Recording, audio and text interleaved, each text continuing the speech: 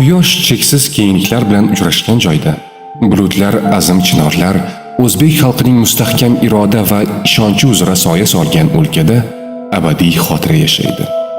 Va keling, shu lahza bahorni unutib, bundan sal kam bir asr oldin jonini vatan va tinchlik uchun tikkan o'g'lonlar, ayollar, urush tufayli qurbon bo'lgan bolalarni yodga olaylik.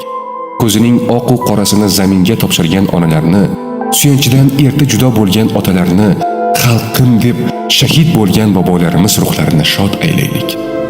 Bugun insoniyat tarixidagi eng qayg'uli bayram, eng muhim va shonli kun.